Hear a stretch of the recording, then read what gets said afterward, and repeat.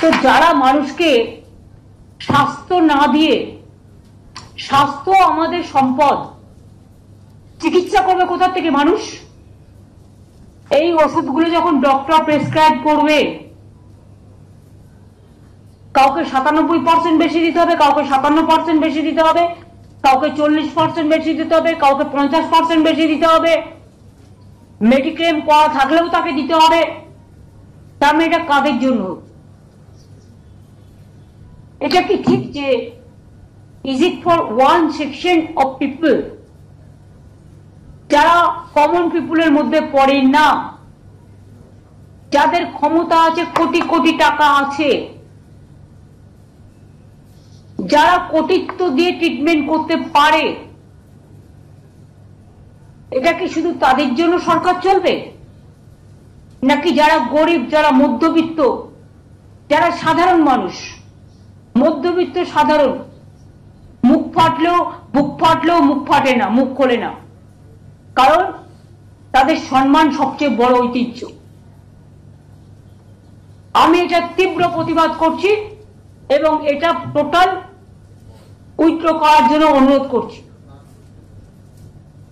এবং এর প্রতিবাদে, যেহেতু স্বাস্থ্যটা আমাকেও দেখতে হয়, আমি মামাটি মানুষকে যারা সমর্থন করেন, এবং আমি অল ইন্ডিয়া তৃণমূল কংগ্রেসের চেয়ারম্যানও আছি, যেহেতু 6 তারিখে রামনবমী, আমি কিছু করব না, শান্তিপূর্ণভাবে কাটুক পুজো। আমরা 4 আর 5 শুক্রবার এবং শনিবার বেলা 4টের সময়, বেলা 4টে থেকে 5টা, 1 ঘন্টা প্রতি ব্লকে ব্লকে, প্রতি ওয়ার্ডে ওয়ার্ডে। ওষুধের দাম বাড়াচ্ছ কেন? মানুষের স্বাস্থ্য আজকে বিঘ্নিত কেন? মানুষের স্বাস্থ্য কেড়ে নিচ্ছ কেন? আর কত দাম দিতে হবে মানুষকে সুস্থ থাকার জন্য? এই দাবিতে আমাদের এলাকায় এলাকায় মিছিল মিটিং হবে। এবং সাধারণ মানুষকেও আমি বলবো, তারা নিজেদের মতো করে, কারো এনজিও থাকতে পারে, কারো স্কুল থাকতে পারে, কারো ক্লাব থাকতে পারে, তারাও এটাকে প্রতিবাদ করুন। যদি না করে, আগামী দিন মনে রাখবেন, রোগী অসুস্থ হলেও সেন্ট্রাল গভর্নমেন্টের এই একতরফা স্বৈরাচারী সিদ্ধান্তে স্বাস্থ্য কিন্তু বিপাকে পড়ে যাবে। আর স্বাস্থ্য না থাকলে সম্পদ থাকে না, স্বাস্থ্যই সবচেয়ে বড় সম্পদ। আর কত টাকা পেলে কেন্দ্রীয় সরকার নিজেদের ঝুমলাবাজি বন্ধ করবে? ইলেকশনের সময় বড় বড় কথা, আর ইলেকশন হয়ে গেলে তখন সব উইথড্র করে নাও। কেন জিএসটিতে, মেডিক্লেমে জিএসটি দিতে হবে? কিসের জন্য?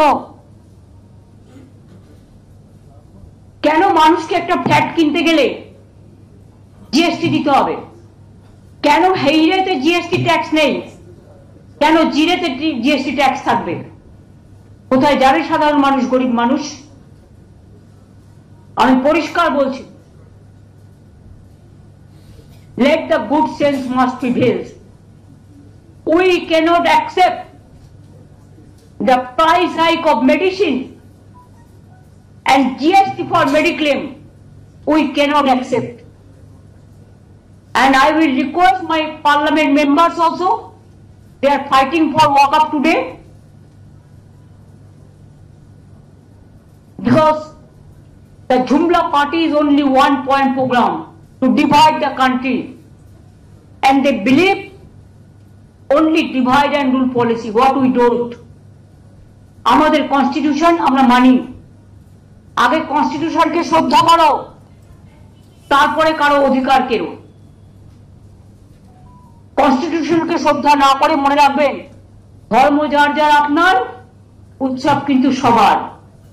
এবং পরিষ্কার আমি বলছি, আমি কিন্তু শ্রীকৃষ্ণের বাণীও শুনি, স্বামী বিবেকানন্দও পড়ি, নেতাজিও পড়ি, গান্ধীজিও পড়ি, আম্বেদকরও পড়ি, আবুল কালাম আজাদও পড়ি, রামকৃষ্ণও পড়ি। একই কথা, কর্ম যার ধর্ম তার। ধর্ম তখনই সদিচ্ছা লাভ করে যখন তার কর্মটা মানবিক হয়। আর কর্ম যদি দানবিক হয়, সেখানে কোনো ধর্মকেই শ্রদ্ধা জ্ঞাপন করা যায় না। আমি সব ধর্মকে শ্রদ্ধা করি।